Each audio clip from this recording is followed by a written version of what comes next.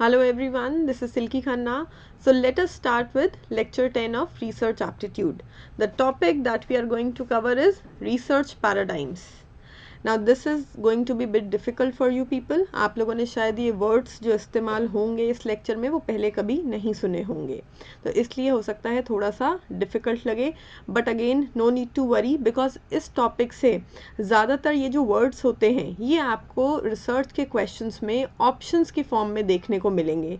So basically ये lecture मैं सिर्फ इसलिए ले रही हूँ ताकि इन words की जो definition है वो आपको पता हो, उनका मीनिंग पता हो, क्योंकि ऑप्शंस में ये वर्ड्स अक्सर जो है आ जाते हैं एग्जाम में.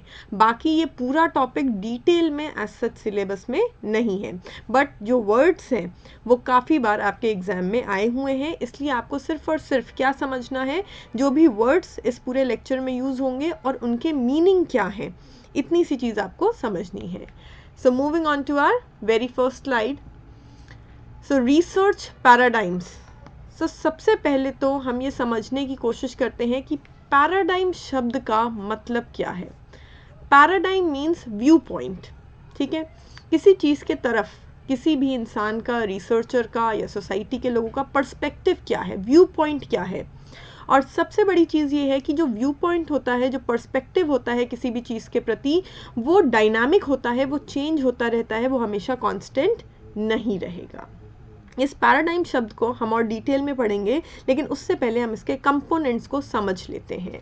तो देखिए, the first one that we have is ontology. Now what is this ontology. Ontology का मतलब होता है कि करेंटली किस वैल्यू सिस्टम को, किस बिलीफ को लोग रियलिटी मानते हैं. ऑन्टोलॉजी में एक्चुअली वो चीज़ें आती हैं जिनको आप ऑब्जेक्टिवली ट्रूथ के फॉर्म में इस्टेब्लिश नहीं कर सकते हैं. भाई ऑब्जेक्टिवली जो है हम तब किसी भी चीज़ को ट्रूथ की फॉर्म में इस्टेब्लिश कर सकते हैं जब हमारे पास क्वांटिटेटिव न्यूमेरिकली मेजरेबल डाटा है और हम उस पर स्टैटिस्टिकल टूल्स लगा सकते हैं. तब तो हम किसी भी चीज़ को जो है वेरीफाई कर सकते हैं, प्रूव कर सकते हैं. लेकिन जब बात आती है लोगों के बिलीफ की, लोगों के वैल्यू सिस्टम की, लोगों के थॉट प्रोसेस की या उनके नज़रिए की, तो इन चीज़ों को लेके आपके पास कोई भी न्यूमेरिकल डाटा नहीं होगा जिसकी वजह से आप ये जो पर्टिकुलर थ्योरीज़ है, लोगों के थॉट प्रोसेस, उनके वैल्यू सिस्टम, उनके बिलीव्स को लेके, ऐसी चीज़ों को आप वेरीफाई नहीं कर सकते, आप मेजर नहीं कर सकते हैं.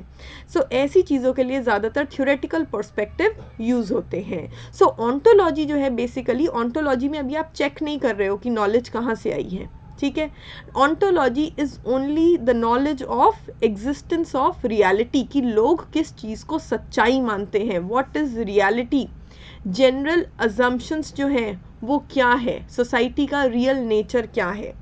फॉर एग्जाम्पल, लेट्स से हम लोग भगवान में मानते हैं, हम में से किसी ने भी भगवान को देखा नहीं है, तो ये क्या है, ये हमारा बिलीफ है. क्या हमारे पास कोई भी क्वांटिटेटिव डाटा है जिसके थ्रू ये फैक्ट मेजर किया जा सके? नहीं. लेकिन स्टिल हम सब लोग इस चीज़ को एक फैक्ट मानते हैं. 99% of the people they believe in some supreme power. Although हमने उसको देखा नहीं है, हम वेरीफाई नहीं कर सकते, हमारे पास ट्रुथ के पीछे का कोई सोर्स ऑफ नॉलेज नहीं है, स्टिल हम लोग जो है उसको सच मानते हैं. सो ये होता है ontology. Ontology is the study of assumptions, जिसके बेसिस पे लोगों के दिमाग में एक पर्टिकुलर रियलिटी जो है वो फ्रेम हो गई है, वो बस गई है. देन एपिस्टीमोलॉजी पे बाद में आएंगे, पहले हम मेटाफिजिक्स कर लेते हैं, क्योंकि मेटाफिजिक्स जो है it is a wider term. It is knowledge of reality of truth, कि सोसाइटी में लोग किस चीज़ को सच मान रहे हैं. ठीक है, तो ऑन्टोलॉजी और मेटाफिजिक्स में ज़्यादा डिफरेंस नहीं है. मेटाफिजिक्स एक वाइडर टर्म है और ऑन्टोलॉजी जो है, ऑन्टोलॉजी मेटाफिजिक्स का ही एक पार्ट है. दोनों में ही हम रियलिटी के बारे में स्टडी कर रहे हैं. हम ये स्टडी करना चाहते हैं कि करेंटली क्या चीज़ एग्जिस्ट करती है लोगों के माइंड में. उस चीज़ को ऑब्जेक्टिवली डाटा के through we can not verify, we can not check because we do not have quantitative data. लेकिन अभी हम सिर्फ ये समझ रहे हैं कि लोगों के दिमाग में चल क्या रहा है, what they believe to be true. For example, again ये तो चलो भगवान की बात थी कि लोग भगवान में विश्वास करते हैं, हम सब लोग विश्वास करते हैं. ठीक है, so this is a belief, although हम इस चीज़ को वेरीफाई नहीं कर सकते हैं. अच्छा, other than that, corona virus. ठीक है, अगेन ऐसे कुछ लोग हैं जो कहते हैं कि यार कोरोना वायरस तो कुछ है ही नहीं, ये तो भ्रम है, ये तो वैक्सीन्स बेचने का तरीका है, ज़बरदस्ती जो है जनता को भड़काया जा रहा है ताकि लोग वैक्सीन्स लगवाएं as a preventive measure. So basically those are the people जिन्होंने या तो कोरोना वायरस एक्सपीरियंस नहीं किया, उनको बीमारी हुई नहीं, और अगर हुई तो एसिम्प्टोटिक थे. उनको कुछ मेजर सिम्टम्स नहीं थे, थोड़ा बहुत कोल्ड एंड कफ हुआ और ठीक हो गए। तो ऐसे लोगों से पूछोगे तो उनका बिलीफ क्या है इस टाइम पे कि यार कोरोना वायरस कुछ नहीं है, बिजनेस करने का तरीका है बड़े बड़े कॉरपोरेट्स का। और सिर्फ यही नहीं, आपने देखा होगा जब कोरोना वायरस आया था तो बहुत सारी कॉन्स्पिरेसी थ्योरीज सामने आई थी, ठीक है। तो वो सब कॉन्स्पिरेसी थ्योरीज क्या थी? वो जो है लोगों का बिलीफ बता रही थी कि लोगों को उस चीज़ की सच्चाई पर कितना विश्वास है या नहीं है, लोगों का आइडियोलॉजी, लोगों का पर्सपेक्टिव इस वायरस को लेके क्या है। अब लेट्स से किसी ने अगर उसको एक्सपीरियंस किया है और उसके लिए बहुत सारे जो है हार्श सिम्टम्स थे और उसको जो है हॉस्पिटलाइज होना पड़ा, तो उस व्यक्ति के लिए corona virus is a reality and it is a harsh and a serious reality जिसको लेके वो व्यक्ति डरा हुआ है। सो बेसिकली रियलिटी जो है हम सबके लिए कहीं ना कहीं अलग हो सकती है depending on our experiences, depending on the source of knowledge that we have. So basically metaphysics या ऑन्टोलॉजी में अभी हम ये नहीं देख रहे हैं कि सोर्स ऑफ नॉलेज क्या है, हमारे पास इंफॉर्मेशन कहाँ से आई वो हम नहीं देख रहे हैं। सिर्फ और सिर्फ एक रिसर्चर ये स्टडी करने की कोशिश कर रहा है कि लोगों के दिमाग में क्या चल रहा है, वो किस चीज़ को सच मान रहे हैं, उनको किस चीज़ की एग्जिस्टेंस पर विश्वास है, उनका बिलीफ क्या है, उनका वैल्यू सिस्टम क्या है। कोई ज़रूरी नहीं है कि वो चीज़ आपको आंखों से दिखे, कोई ज़रूरी नहीं है कि आपके पास डाटा हो, कोई ज़रूरी नहीं है कि आप उस चीज़ को वेरीफाई कर सकते हो या मेजर कर सकते हो। Objectively you can not prove that thing to be true. आप ऑब्जेक्टिवली प्रूव नहीं कर सकते कि वो चीज़ सच है, फिर भी लोग उसको सच मानते हैं। तो ऐसी कौन सी बातें हैं, वो पढ़ी जाती हैं ऑन्टोलॉजी और मेटाफिजिक्स में। दोनों एक ही चीज़ है, मेटाफिजिक्स वाइडर टर्म है, ऑन्टोलॉजी मेटाफिजिक्स की ही एक ब्रांच है। अब आते हैं एपिस्टीमोलॉजी पे। भाई what is the source of knowledge, how do you know reality. अगर इंसान के दिमाग में कोई बिलीफ बैठा हुआ है तो उसके पीछे कोई सोर्स ऑफ नॉलेज होगी। ऐसा तो है नहीं कि मैं 25 साल की हो गई, 30 साल की हो गई, मुझे एकदम से किसी ने बोला भगवान जी हैं और मैंने मान लिया। नहीं, मुझे तो बचपन से सिखाया गया, तभी मेरे दिमाग में ये बिलीफ है कि हाँ भगवान होते हैं जो हमारी प्रेयर्स सुनते हैं, there is some supreme power. So basically ये जो रियलिटी है, ये जो एग्जिस्टेंस है, लोगों का जो वैल्यू सिस्टम या जो बिलीव्स है वो चीज़ को सच मान रहे हैं या गलत मान रहे हैं, इसका सोर्स ऑफ नॉलेज क्या है, वो कैसे इस चीज़ को रियलिटी मानते हैं या नहीं मानते हैं। So basically general parameters and assumptions associated with an excellent way to explore the real world nature। Reality में वो किस चीज़ को सच मान रहे हैं या झूठ मान रहे हैं, किन अजम्पशंस के कारण मान रहे हैं, उसके पीछे का सोर्स ऑफ नॉलेज क्या है, वो हमको स्टडी करना है। It relates to validity of human knowledge and reliability of sources of knowledge. Example देती हूँ अगेन, तब क्लियर होगा। जब हम बच्चे थे, मुझे आप लोगों का नहीं पता, आप लोग और छोटे होंगे, जब हम बच्चे हुआ करते थे तो एक बार एक न्यूज़ आई थी और बहुत बड़े लेवल पे आई थी, बहुत बड़े स्केल पे आई थी, न्यूज़ चैनल्स तक में दिखाया गया था कि भगवान जी की मूर्ति जो है वो दूध पी रही है। ठीक है, सो ये हो गया ऑन्टोलॉजी।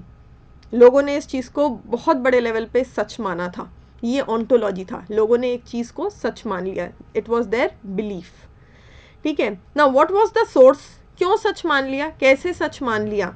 ठीक है, लेट्स से जो मूर्ति होती है वो किसकी बनती है, मिट्टी की। ठीक है, और हो सकता है वो मिट्टी ऐसी हो जो किसी चीज़ को सोखती हो, भाई लिक्विड है दूध, तो हो सकता है कई बार मिट्टी ऐसी हो या उसका उसका जो है कुछ कंपोजिशन ऐसा बन गया हो जो वो लिक्विड चीज़ को सोख कर रही हो, और लोगों को लगा कि वो जो मूर्ति है भगवान जी की वो जो है दूध पी रही है, लोगों ने उस चीज़ को सच्चाई मान लिया, तो वो ऑन्टोलॉजी या मेटाफिजिक्स हो गया। और सोर्स ऑफ नॉलेज क्या था, उस पर डिपेंड करेगा कि लोग एक्चुअल में उसको सच मानेंगे या नहीं मानेंगे। अब देखो, मुझे मेरे किसी ट्रस्ट वर्दी पर्सन ने बताया यार मैंने भी भगवान जी की मूर्ति को दूध पिलाया और उन्होंने पिया, तो अगर मेरे किसी ट्रस्ट वर्दी पर्सन ने बताई होगी मुझे ये बात, तो मैं भी ट्राई करके देखूंगी। और अगर मिट्टी ने दूध को सोख लिया तो मैं कहूँगी हाँ हाँ सच है सच है। और अगर किसी ऐसे व्यक्ति ने ये बात मुझ तक पहुंचाई होगी जो ट्रस्टवर्दी पर्सन नहीं है, तो मैं शायद उस चीज़ को सच नहीं मानूं। सो बेसिकली यहाँ पर जो सोर्स ऑफ नॉलेज होता है वो बहुत इंपॉर्टेंट होता है कि वो नॉलेज आपके पास आई कैसे है। कोई चीज़ अगर न्यूज़ चैनल पे दिखाई जाती है तो हम उसको बहुत बड़ा चांस है कि सच मान लेते हैं, रादर देन कि हमारा पड़ोसी आके हमको बताए। ठीक है, भगवान जी हैं दुनिया में, ये बात मुझे बचपन से मेरे माँ बाप ने बताई, इसीलिए ये बिलीफ मेरे दिमाग में बैठ गया और मैं इस चीज़ को सच मानती हूँ। अगर मुझे बचपन से ये चीज़ मेरे माता पिता नहीं बताते और 25 साल बाद 30 साल बाद कोई बोलता भगवान जी है, तो शायद मैं नहीं मानती इस चीज़ को सच। लेकिन ये बात मुझे बचपन से बताई, मेरे माता पिता ने बताई। मेरे माता पिता कि मेरे लिए बहुत ही ट्रस्टवर्दी और रिलायबल सोर्स ऑफ नॉलेज है। भाई जो चीज़ मेरे पेरेंट्स मुझे बोलेंगे उनसे ज़्यादा ट्रस्ट मैं किस पे कर सकती हूँ? तो ऑब्वियस सी बात है बच्चा उस चीज़ को सच मान लेगा जो बात उनको उनके पेरेंट्स बोलेंगे। हम सब भगवान पर विश्वास करते हैं क्योंकि हम सबको ये बात हमारे दादा दादी ने, हमारे मम्मी पापा ने बताई हुई है। यही बात कोई थर्ड पर्सन बोलता तो हम कहते दिखाओ भगवान जी कहाँ हैं, लेकिन हमने अपने पेरेंट्स से कभी नहीं पूछा क्योंकि वो हमारे लिए ट्रस्टवर्दी सोर्स है। तो जब कोई बात ट्रस्टवर्दी सोर्स ऑफ नॉलेज से आती है तो यूजुअली हम उसको सच मान लेते हैं, वरना हम झूठ मानते हैं, क्योंकि यहाँ पर वेरीफाई करने के लिए आंकड़े नहीं है, नंबर्स नहीं है हमारे पास, हम वेरीफाई नहीं कर सकते, देख नहीं सकते चीज़ों को। ये ऐसी चीज़ें होती है। तो इसमें सोर्स ऑफ नॉलेज जो है वो बताता है कि वो नॉलेज या जिस चीज़ पर हम विश्वास कर रहे हैं वो कितनी रिलायबल, कितनी ट्रस्टवर्दी है, वो नॉलेज सच है कि नहीं है, वो वैलिड है या नहीं है। एक और एग्जाम्पल देती हूँ। लेट्स से आप लोग क्लास में कोचिंग में बैठे हो, ठीक है, और क्लास में एक बच्चा है वो डेली आके ऐसे अफवाह फैलाता है, यार नेट के एग्जाम की डेट चेंज हो गई, नेट के एग्जाम की डेट चेंज हो गई। वो हर 2 दिन में ऐसा हल्ला काटता है क्लास में। एक दिन वाकई में नेट के एग्जाम की डेट चेंज हो गई। वो क्लास में आया, उसने बोला भाई नेट के एग्जाम की डेट चेंज हो गई। कोई बच्चा रिएक्ट ही नहीं कर रहा है। सब कह रहे हैं यार ये तो बोलता रहता है, ये तो हर 2 दिन में नई न्यूज़ लेके आता है। आप लोगों ने क्यों नहीं माना? जबकि वो इन्फॉर्मेशन सच थी, फिर भी आपने क्यों नहीं सच मानी? क्योंकि वो बच्चा आपके लिए ट्रस्टवर्दी सोर्स ऑफ नॉलेज नहीं है। जो लोग जो है र्यूमर्स, अफवाहें उड़ाते रहते हैं या बहुत जो है बड़ी बड़ी बातें बोलते हैं, एग्जैजरेट करके अतिशोक्ति में बोलते हैं, फिर उनकी बातों पर लोग विश्वास नहीं करते हैं। और यही बात कोई ट्रस्टवर्दी सोर्स ऑफ नॉलेज बोलेगा तो आप विश्वास कर लोगे। लेट्स से मैं क्लास में और मैंने बोला कि बेटा हाँ नेट के एग्जाम की डेट चेंज हो गई है। So if you trust your teacher, अगर आपको मुझ पर विश्वास होगा तो आप इस बात को सच मान लेंगे बिना चेक किए हुए भी कि हाँ भाई नेट के एग्जाम की डेट चेंज हो गई है। तो यहाँ पर मेरे समझाने, ऑल्दो ये एक फैक्चुअल डाटा था जिसको आप चेक कर सकते थे, बट इस एग्जाम्पल के पीछे मेरा ये समझाने का पॉइंट ऑफ व्यू था कि ये डिपेंड करता है कि सोर्स ऑफ नॉलेज क्या है, आपके पास वो नॉलेज आई कहाँ से है। आप जिस चीज़ को सच मान रहे हैं या जिस चीज़ को गलत मान रहे हैं, आपको वो बात बताने वाला व्यक्ति कौन है। अगर वो एक ट्रस्टवर्दी सोर्स से आई है, एक ऐसे इंसान ने वो बात आपको बताई है जिस पर आप विश्वास करते हैं, तो अक्सर हम उस बात को सच मानते हैं। और अगर अनरिलायबल सोर्स से आई है वो इन्फॉर्मेशन, तो हम उसको झूठ मान लेते हैं। Now coming to next, theoretical perspective. इसका मतलब है हम क्या अप्रोच यूज़ कर रहे हैं टू एक्वायर नॉलेज। ठीक है, सोर्स ऑफ नॉलेज बहुत इंपॉर्टेंट है। हमारे पास डाटा तो है नहीं, नंबर्स की फॉर्म में तो है नहीं कि हम मेजर कर सकें और हम अपने हाइपोथेसिस को या थ्योरी को या बिलीफ को सही साबित कर सकें, नहीं। ठीक है, तो जब हम कोई नॉलेज एक्वायर कर रहे हैं, कोई नया बिलीफ हम फ्रेम करने की कोशिश कर रहे हैं अपने माइंड में, या किसी चीज़ के पीछे की सच्चाई जानने की कोशिश कर रहे हैं, तब हम किस तरीके की अप्रोच का इस्तेमाल कर रहे हैं। यानी कि क्या पहले से कुछ इस्टेब्लिश्ड थ्योरीज है जिनको हम सच मान ले रहे हैं, ठीक है, या फिर करेंटली हमें मार्केट में उसी तरीके का ट्रेंड देखने को मिल रहा है, ज़्यादातर लोग उस चीज़ को फॉलो कर रहे हैं इसलिए हमने उस चीज़ को सच मान लिया है। तो यहाँ पर थ्योरेटिकल पर्सपेक्टिव इसलिए आया क्योंकि practically it is not possible to prove these kind of believes. Practically possible नहीं है, सो हम थ्योरी पे जाते हैं कि क्या थ्योरेटिकल कंसेप्ट्स ऑलरेडी डेवलप्ड हैं, क्या पुरानी थ्योरीज डेवलप्ड हैं जिनके बेसिस पे हम इस चीज़ को सच मान लेंगे, या करंट ट्रेंड मार्केट का क्या है। कई बार ऐसा होता है भेड़ चाल, सब लोग जिस चीज़ को सच मान रहे हैं बाकी के लोग भी उस चीज़ को सच मान लेते हैं, या फिर जो है करेंटली उस चीज़ का बहुत प्रोपोगेंडा हो रहा है। Let's say her news channel में वो चीज़ दिखाई जा रही है, हर न्यूज़पेपर में वो चीज़ छापी जा रही है, तो भी हमारे दिमाग पर इम्पैक्ट डाल सकती है, या हम खुद से वो चीज़ एक्सपीरियंस करके देखेंगे तभी हम उस चीज़ को सच मानेंगे। So what is our approach to know the knowledge. Then methodology and method पे आते हैं। पहले मेथडोलॉजी एंड मेथड का डिफरेंस समझते हैं। देखो, मेथडोलॉजी एक वाइडर टर्म है। मेथडोलॉजी में हम बात करते हैं पूरी की पूरी रिसर्च स्ट्रैटेजी की, कि हमारी ओवरऑल रिसर्च स्ट्रैटेजी क्या रहेगी, किस तरीके से हम जो है डाटा गैदर करेंगे, किस तरीके से जो है हम अपने सोर्स ऑफ नॉलेज तक पहुंचेंगे। और मेथड में हम स्पेसिफिक टूल अपनाते हैं। Now for example let's say एक पुरानी ट्राइब है, उनके बारे में मैंने बहुत सुना है, ठीक है, और मैं उनके कस्टम्स, उनके ट्रेडिशंस को अनलॉक करना चाहती हूँ, उसके बारे में जानना चाहती हूँ, ठीक है। न्यूमेरिकल डाटा तो कुछ होगा नहीं, सो मैंने अप्रोच अडॉप्ट करी फेनोमेनोलॉजी, ठीक है। मैंने, अगर आपको याद हो तो आपको बहुत सारी क्वालिटेटिव अप्रोचेस पढ़ाई थी, जिसमें से एक थी फेनोमेनोलॉजी, एथनोग्राफी। सो फेनोमेनोलॉजी में आप जो है लोगों ने जिस चीज़ को एक्सपीरियंस किया है उनके एक्सपीरियंस से नॉलेज निकालते हो, उनके एक्सपीरियंस से डाटा गैदर करते हो, या फिर खुद भी आप वो एक्सपीरियंस करके देखना चाहोगे। सो मैंने मेथडोलॉजी निकाली लेट्स से फेनोमेनोलॉजी, कि मैं एक्सपीरियंस जब सामने वाले का सुनूंगी तभी मैं उस बात पर भरोसा कर पाऊंगी, या फिर मैं खुद से वो चीज़ एक्सपीरियंस करके देखूंगी तभी मैं उस चीज़ पर भरोसा कर पाऊंगी। So methodology is your overall research strategy, overall research approach. आप किस तरीके से उस नॉलेज को ढूंढने की या सही साबित करने की कोशिश कर रहे हैं। मेथड जो है, मेथड एक स्पेसिफिक टूल हो गया डाटा कलेक्ट करने का।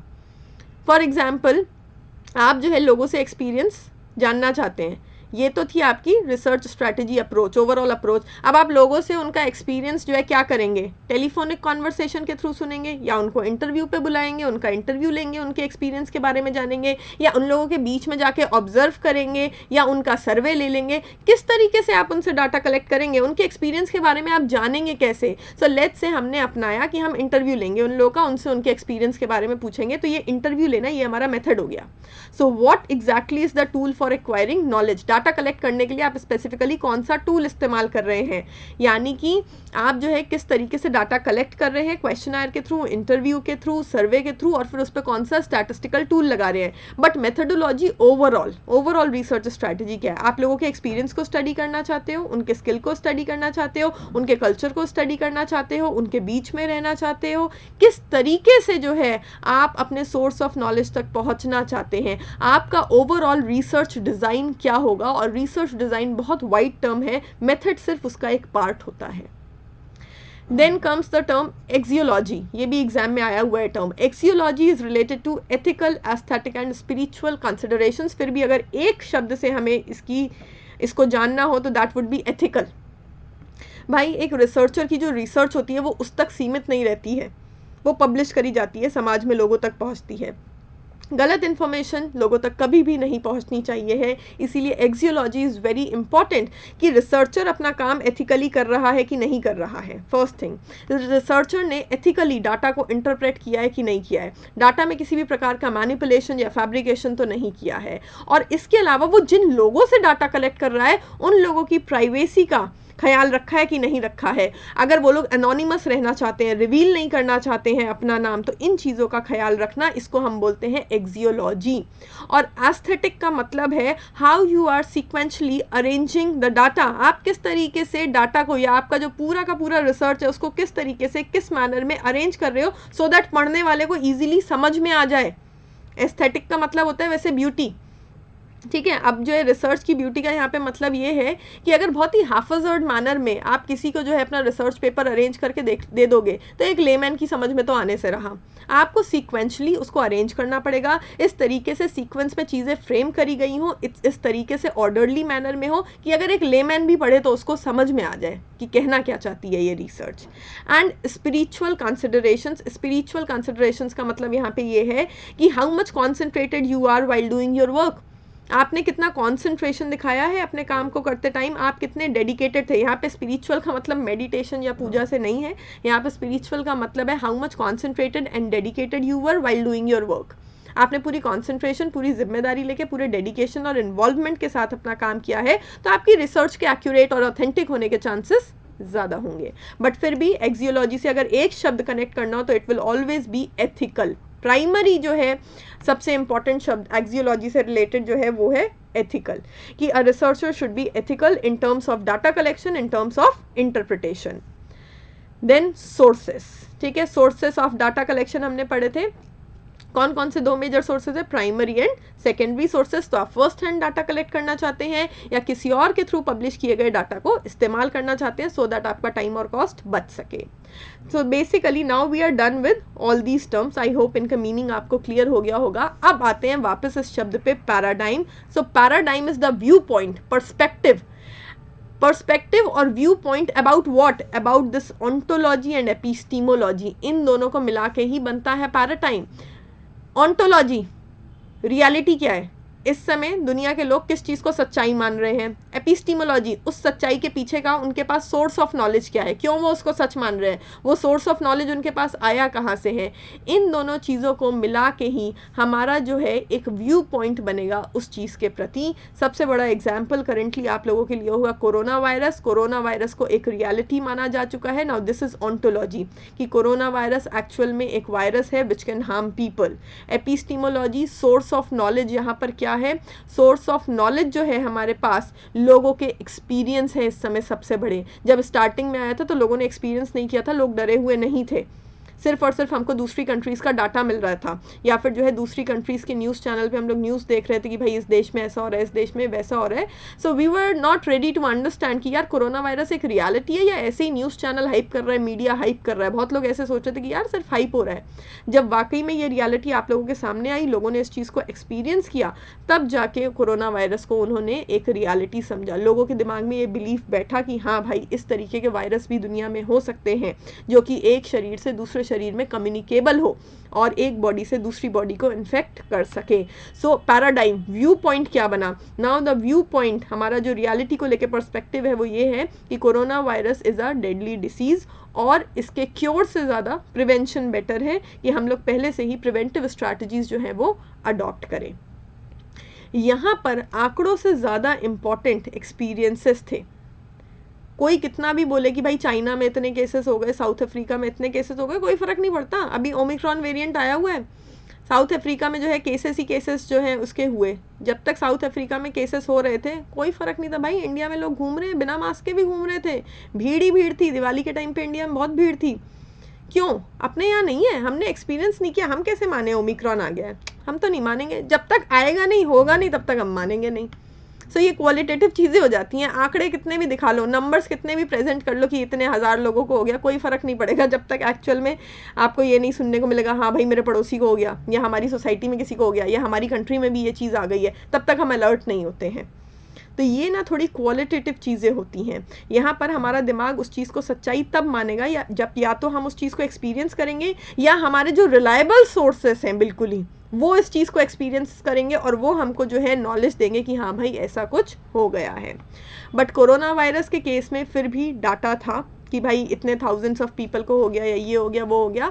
बहुत सारे फैक्ट्स दुनिया के ऐसे हैं जिनको 99% सच्चाई माना जाता है, and still we do not have anything to prove it. जैसे भगवान का होना या नहीं होना, भगवान को मानना या नहीं मानना, इस तरीके की जो चीज़ें हैं इनके पीछे की सच्चाई को कोई प्रूव नहीं कर सकता. बस ऑन्टोलॉजी है, हम लोग इस चीज़ को रियलिटी मानते हैं, ये हमारा बिलीफ है. तो ये ऑन्टोलॉजी हो गई.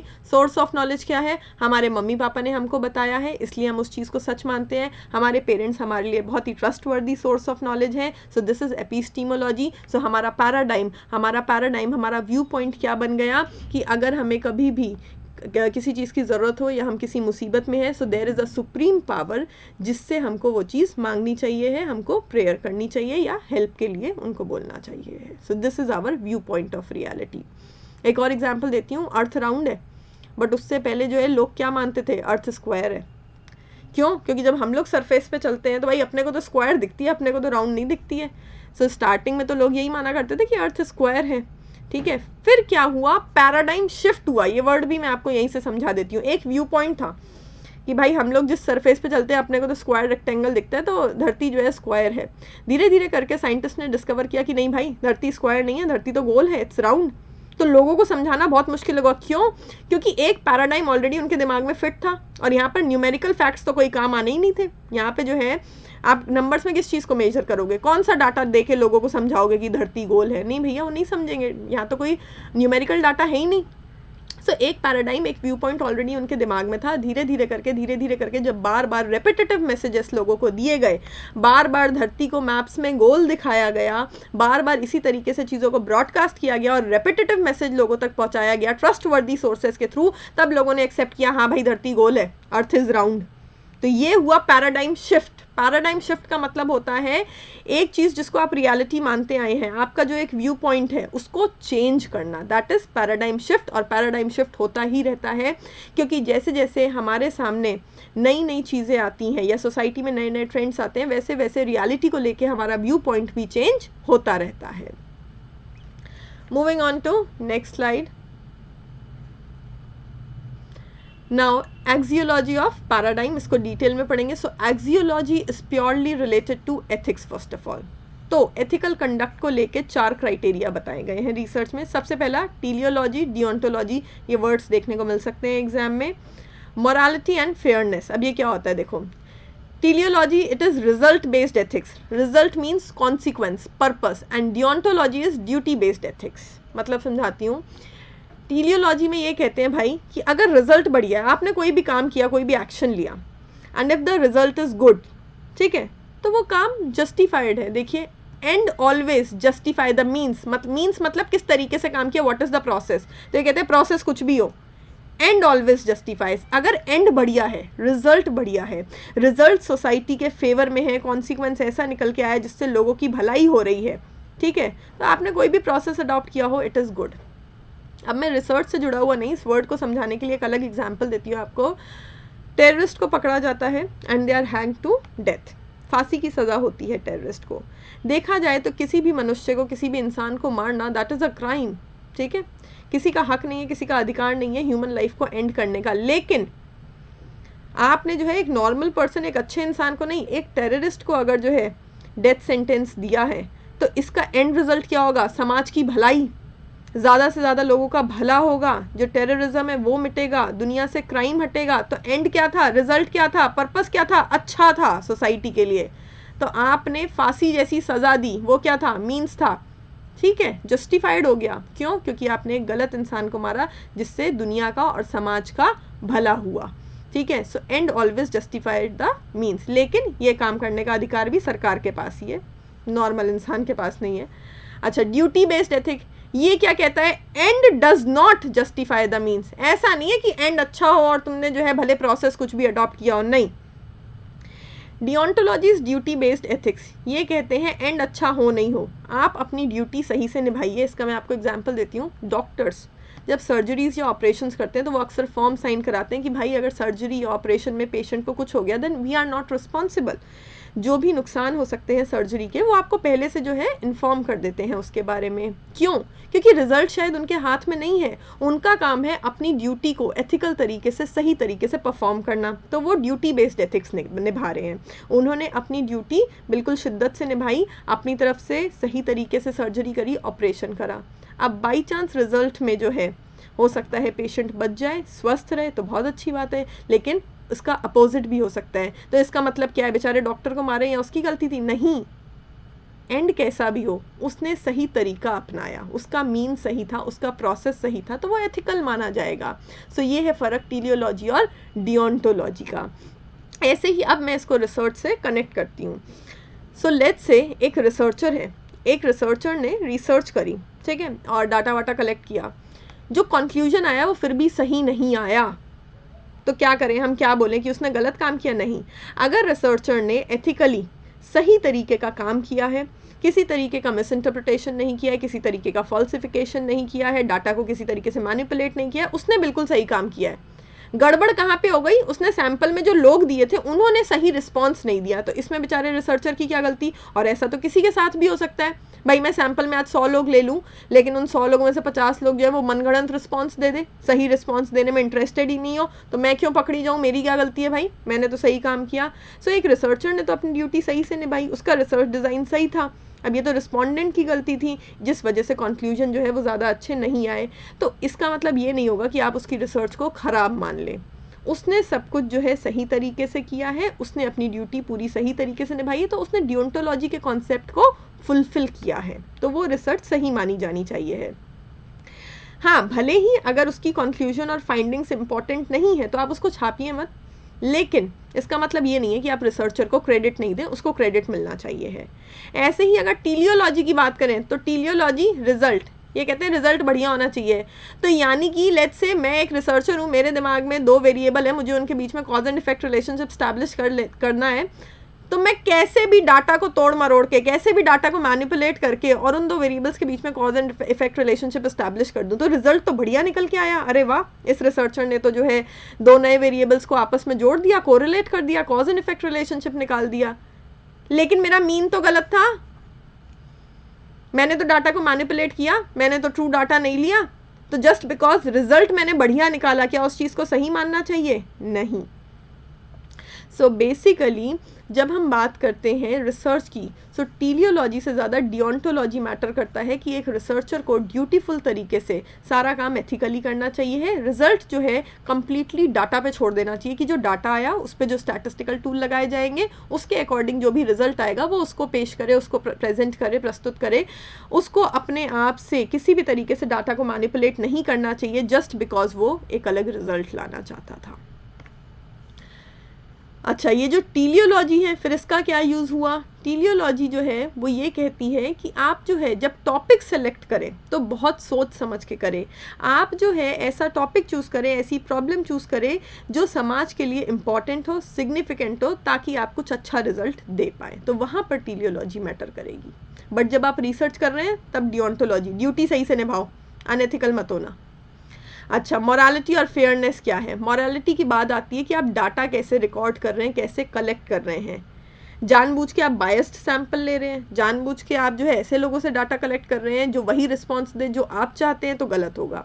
तो आपको जो है बिल्कुल ही अनबायस्ड तरीके से डाटा कलेक्ट करना है, सही सैम्पलिंग टेक्निक चूज़ करनी है, और इंटरप्रिटेशन भी अनबायस्ड होना चाहिए है, किसी भी प्रकार का पक्षपात नहीं होना चाहिए है।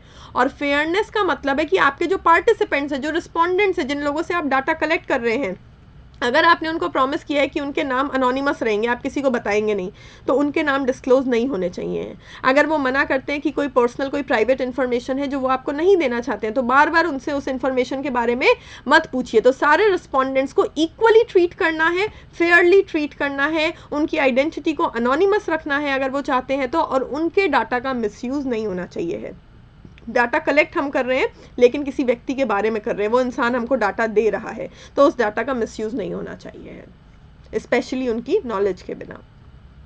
अच्छा, next, implementation of ethical consideration focuses on 4 principles. अब 4 प्रिंसिपल्स हैं जिनको PAPA, पापा इस शॉर्ट फॉर्म से जाना जाता है।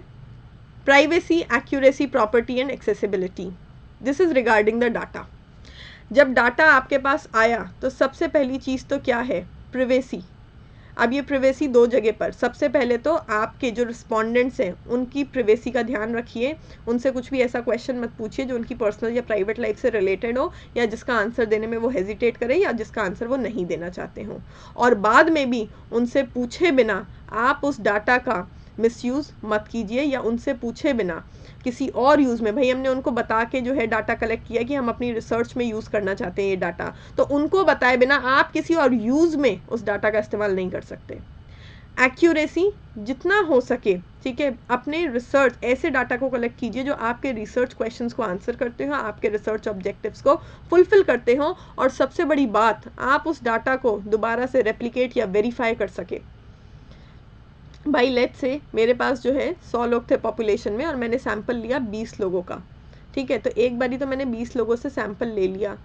सो मुझे सैंपल में उन लोगों को डालना चाहिए जो ज़्यादा रिप्रेजेंटेटिव हो मेरी पॉपुलेशन के, जो लोगों को रिप्रेजेंट कर सकें, सो दैट अगर मैं दोबारा से दूसरा सैंपल लेके दूसरी बार डाटा कलेक्ट करूं तो रिस्पॉन्सेज बहुत ज़्यादा अलग नहीं आए। भाई थोड़े बहुत तो अलग आएंगे ही आएंगे जब सैंपल अलग होगा, लेकिन अगर हम एक रिप्रेजेंटेटिव सैंपल चूज़ करते हैं तो हमारे जो सैंपल्स होंगे, जिनको हम अगर बार बार अलग अलग लोगों को अपने सैंपल में डालें और उनसे डाटा कलेक्ट करें, तो रिजल्ट जो है वो बहुत ज़्यादा चेंज होने के चांसेस नहीं होंगे। सो एक्यूरेट सैंपल लो, ना ज़्यादा बड़ा हो ना ज़्यादा छोटा हो, सैंपल में उन लोगों को डालो जो आपकी पॉपुलेशन को रिप्रेजेंट कर सकता हो, ताकि आपके पास एक्यूरेट डाटा आए, ताकि अगर दोबारा से भी आपको जो है डाटा कलेक्ट करना पड़े, हमें रेप्लिकेशन की बहुत ज़रूरत होती है, जैसे कि हमने पढ़ा था, एक ही एक्सपेरिमेंट को कई बार हम लोग बार बार रिपीट करते हैं, तो जब हम रिपीट कर रहे हैं तो चीज़ें वेरीफाई हो सके। ऐसा नहीं कि एक बार ही एक्सपेरिमेंट किया तो बिल्कुल ही अलग आंसर आया, दूसरी बार किया तो बिल्कुल ही अलग रिजल्ट आया, इस तरीके का सैंपल मत लो। Then we have property. अब ये डाटा प्रॉपर्टी बन गया रिसर्चर की, लेकिन ये डाटा जिन लोगों से आया है ये उनकी भी प्रॉपर्टी है, तो उनसे पूछे बिना इसको पब्लिश मत कीजिए किसी भी तरीके से, इसका किसी भी तरीके का मिसयूज़ नहीं होना चाहिए है। एंड एक्सेसिबिलिटी, ठीक है, एक्सेसिबिलिटी का मतलब है कौन कौन इस डाटा को एक्सेस कर पाएगा, रीड कर पाएगा। भाई जो रिसर्चर ने कलेक्ट किया, रिसर्चर खुद तो एक्सेस कर ही सकता है, लेकिन अपने अलावा वो इस डाटा को और किन लोगों को रीड करने के लिए दे रहा है, इस चीज़ की जानकारी रिस्पोंडेंट्स को भी होनी चाहिए, उन्हें पता होना चाहिए हमारा डाटा किन हाथों में जा रहा है। सो इस तरीके से हमको एथिकली रिसर्च करनी चाहिए है। Moving on to next slide. Now the types of paradigms. अभी तक हमने पढ़े थे कंपोनेंट्स, ठीक है, कि ये जो पैराडाइम शब्द है, ये जो व्यू पॉइंट बनता है रियलिटी की तरफ, लोगों का नज़रिया जो बनता है वो कैसे बनता है? ऑन्टोलॉजी, कि लोगों के दिमाग में क्या बिलीफ बैठ गया है, प्लस उसका सोर्स ऑफ नॉलेज क्या है, इससे जो है समाज की तरफ या जो भी चीज़ें चल रही हैं उनके प्रति कोई बिलीफ जो है लोगों के दिमाग में बैठता है। ठीक है। अब है types of paradigm. Types of paradigm में हमको ये पढ़ना है कि अलग अलग रिसर्चर्स ने क्या माना है कि किस तरीके से लोग रियलिटी को फ्रेम करते हैं अपने दिमाग में। तो सबसे पहले पॉजिटिविस्ट या पॉजिटिविज्म, इसमें ये क्या कहते हैं, there is only one objective reality, there is an objective reality and that is only one, the most important thing. ये पॉजिटिविस्ट लोग वाले रिसर्चर कहते हैं, सबसे पुराने ट्रेडिशनल है, ये कहते हैं भाई ऑब्जेक्टिव रियलिटी तो केवल एक हो सकती है which is independent of the observer, यानी कि ऑब्जर्वर कोई भी हो, रिसर्चर कोई भी हो, अगर जो है रिसर्च सेम टॉपिक पे ही करी जा रही है तो रिजल्ट्स भी सेम आने चाहिए हैं, क्योंकि इनका कहना है कि रियलिटी तो एक हो सकती है, दो हो ही नहीं सकती, या तो हाइपोथेसिस सही साबित होगा या हाइपोथेसिस गलत साबित होगा।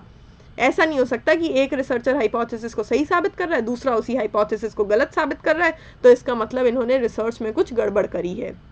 जो पॉजिटिविस्ट लोगों का कहना है कि सिर्फ और सिर्फ एक ऑब्जेक्टिव रियलिटी होती है, चाहे कोई भी व्यक्ति रिसर्च करे हमेशा वही चीज़ सही साबित होनी चाहिए है, हाइपोथेसिस एक ही है, अगर बार बार अलग अलग रिसर्चर्स उसको चेक कर रहे हैं तो सबके आंसर सेम आने चाहिए हैं, और ये तभी पॉसिबल है जब आपके पास क्वांटिटेटिव डाटा हो, न्यूमेरिकली मेजरेबल हो, तब जाके आप फिक्स्ड कंक्लूजन दे पाते हैं, और उसमें भी आपको सैंपल ऐसा लेना पड़ेगा जो आपकी पॉपुलेशन को हर तरीके से रिप्रेजेंट करता हो, तब जाके ये हो सकता है, which is not possible.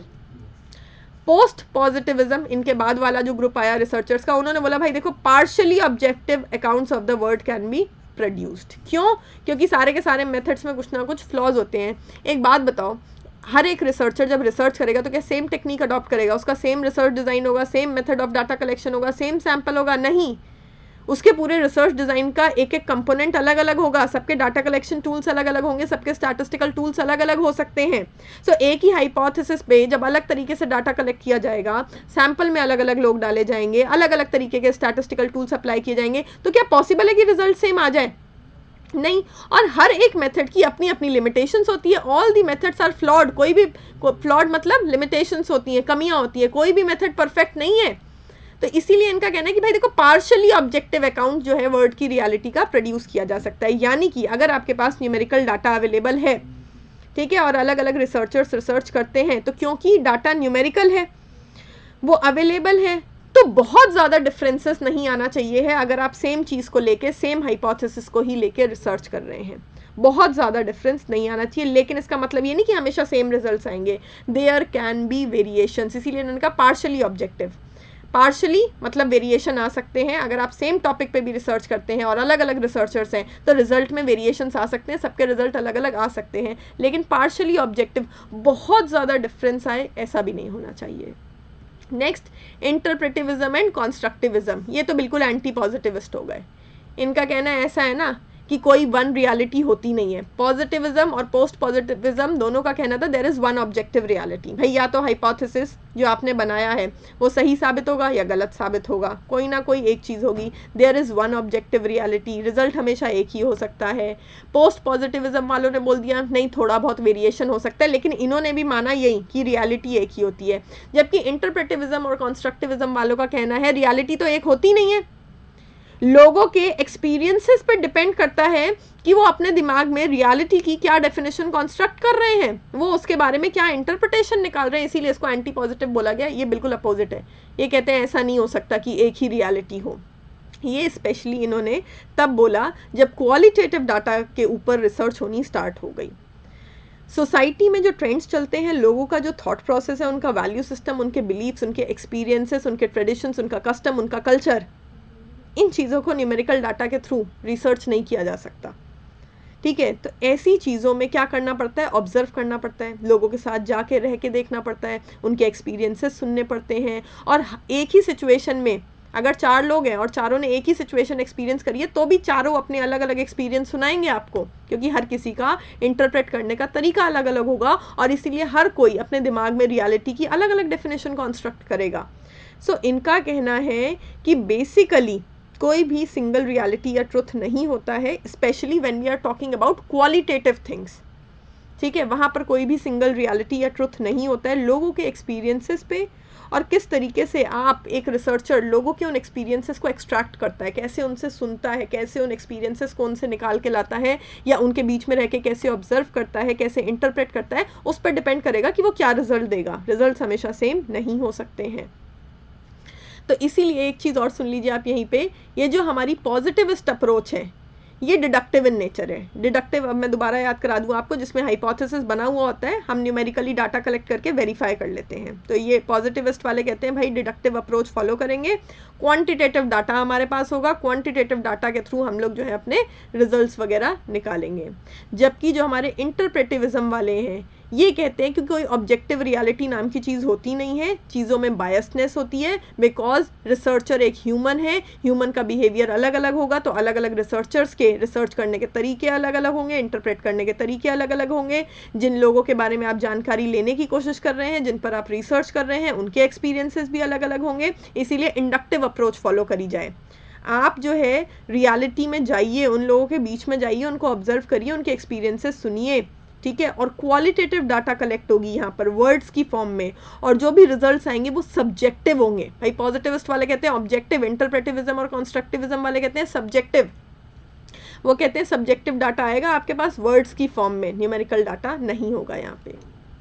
Next we have pragmatism. Pragmatism का मतलब है प्रैक्टिकल, ठीक है, बीइंग प्रैक्टिकल। तो ये बात करते हैं एक्शन की, action and change and the interplay between knowledge and action. ये कहते हैं भाई knowledge is not fixed, it keeps changing according to our experiences, ठीक है। फॉर एग्जाम्पल, दोबारा से मैं आपको एग्जाम्पल देती हूँ कि let's say killing someone is a crime, ठीक है, किसी को मारना पीटना भी नहीं चाहिए, वायलेंट नहीं होना चाहिए है। अब जो है लेट्स से कोई मुझे मारने आ रहा है, तो मैं अपने बचाव में, सेल्फ डिफेंस में तो सामने वाले को मारूंगी ना, तो मैंने सेल्फ डिफेंस में सामने वाले को मारा पीटा, मैं वायलेंट हो गई।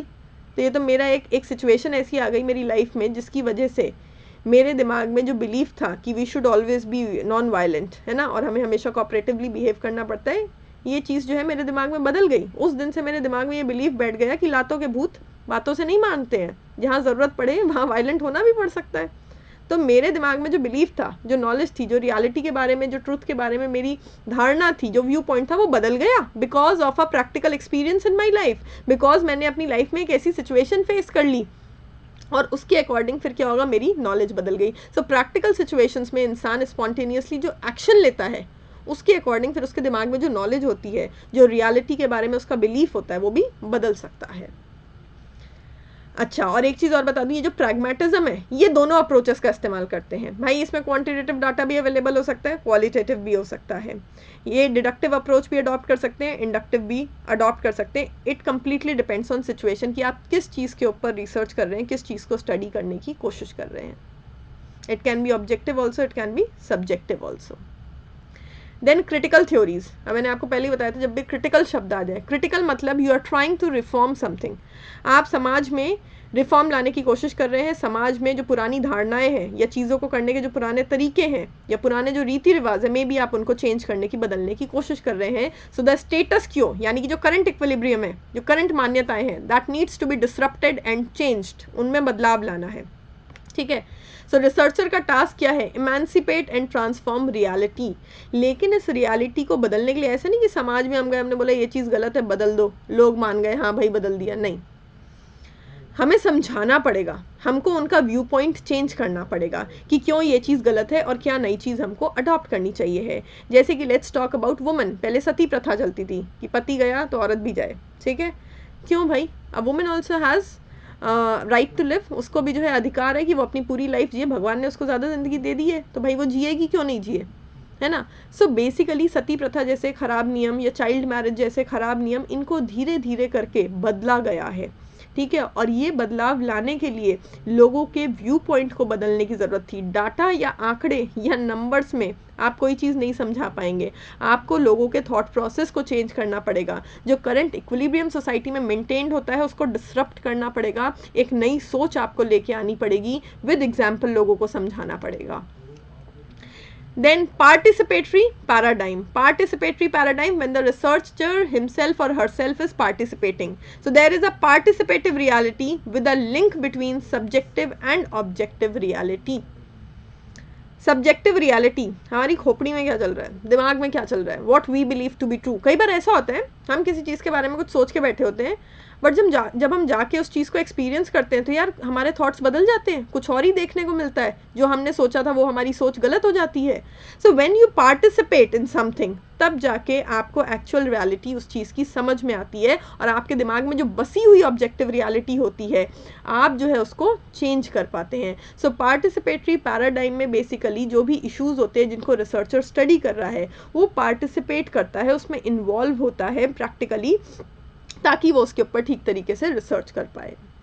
पैराडाइम शिफ्ट, जैसा कि मैंने आपको बताया, is a change from one way of thinking to another. लोगों का जो एक सेट व्यू पॉइंट था उसको बदलो, ठीक है, उनके दिमाग में नए थॉट्स लेके आओ, उनका व्यू पॉइंट जो है वो पूरा का पूरा चेंज करना, वो कहलाता है paradigm shift. Moving on to next one. ये टेबल देख के घबराना नहीं, बहुत आसान है, एग्जाम में कोई ये पूरी टेबल एबल कुछ भी नहीं आने वाला है। अभी तक मैंने आपको जो पढ़ाया बस उतना याद रखना है, ये टेबल इज एक्स्ट्रा, ठीक है, क्योंकि इतना डिटेल में कैटेगोरिकल वे में कोई नहीं पूछने वाला है एग्जाम में। ज़्यादा से ज़्यादा पूछ लेंगे पॉजिटिविज्म क्या होता है, इंटरप्रेटिविज्म क्या होता है, या ऑप्शंस में ये शब्द दे देंगे, बस इतना ही आने वाला है। फिर भी अब हम देखते हैं दोबारा से।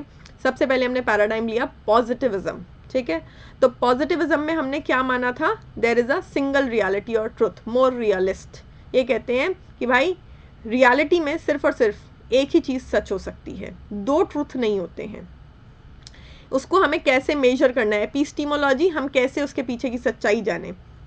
इनका कहना है हमें फोकस करना चाहिए रिलायबल और वैलिड टूल्स पे, और ऐसा इसलिए पॉसिबल है क्योंकि आप देखिए हम कौन से मेथड इस्तेमाल कर रहे हैं इसमें, क्वांटिटेटिव मेथड, नंबर्स की फॉर्म में हमारे पास डाटा आ रहा है, हम स्टैटिस्टिकल टूल्स लगा के जो है एक फाइनल फिक्स्ड कंक्लूजन दे सकते हैं। तो जब हमारे पास न्यूमेरिकल डाटा की फॉर्म में जो है, हमारे पास न्यूमेरिकल डाटा की फॉर्म में चीज़ें आ रही हैं और हम उन पे स्टैटिस्टिकल टूल लगा रहे हैं, तब तो हम फिर भी एक फाइनल कंक्लूजन दे पाएंगे, बट अदर केसेस में नहीं।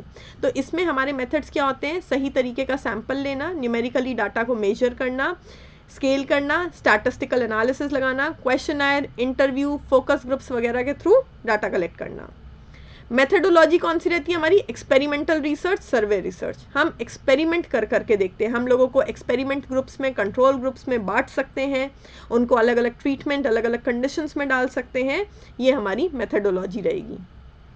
थ्योरेटिकल पर्सपेक्टिव क्या रहेगा, हम अप्रोच क्या यूज़ कर रहे हैं, वो वही रहेगी जो हम पढ़ रहे थे, जो पैराडाइम है वही यहाँ पे आएगा, पॉजिटिविज्म या पोस्ट पॉजिटिविज्म। मतलब कि हमारे दिमाग में क्या विचार है, हम जो है किस चीज़ को ध्यान में रखते हुए रिसर्च कर रहे हैं, हम इस चीज़ को ध्यान में रखते हुए रिसर्च कर रहे हैं कि एक ही सच्चाई है जिसको हमको प्रूव करना है। और पोस्ट पॉजिटिविज्म में हमने ये माना है कि सच्चाई तो एक ही होती है, बट जब हर रिसर्चर रिसर्च करेगा तो क्योंकि हर किसी का मेथड अलग अलग होगा, हर मेथड के अलग अलग लिमिटेशन है, तो थोड़ा बहुत वेरिएशन जो है हर रिसर्चर के रिजल्ट में आ सकता है।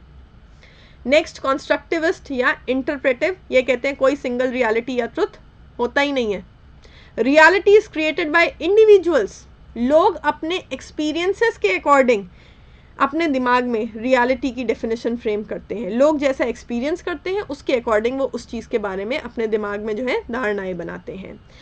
एपिस्टीमोलॉजी, ये नॉलेज कहाँ से मिलती है, ये knowledge needs to be interpreted. लोग जैसा एक्सपीरियंस करते हैं उसके अकॉर्डिंग वो इंटरप्रेट करते हैं, ये कंप्लीटली सब्जेक्टिव चीज़ है, ठीक है। जो भी इवेंट्स होते हैं लोगों की लाइफ में या जिन एक्टिविटीज़ को वो परफॉर्म कर रहे होते हैं उसके अकॉर्डिंग उसके बारे में वो अपने दिमाग में कोई राय फ्रेम करते हैं।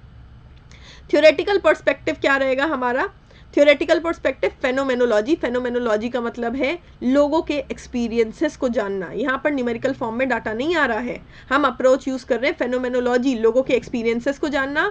सिम्बॉलिक इंटरेक्शनिज्म, लोग एक दूसरे से किस तरीके से कम्युनिकेट करते हैं, जब वो कम्युनिकेट करते हैं तो वर्ड्स भी एक प्रकार का सिंबल है जो कुछ मीनिंग कन्वे कर रहे हैं, ठीक है।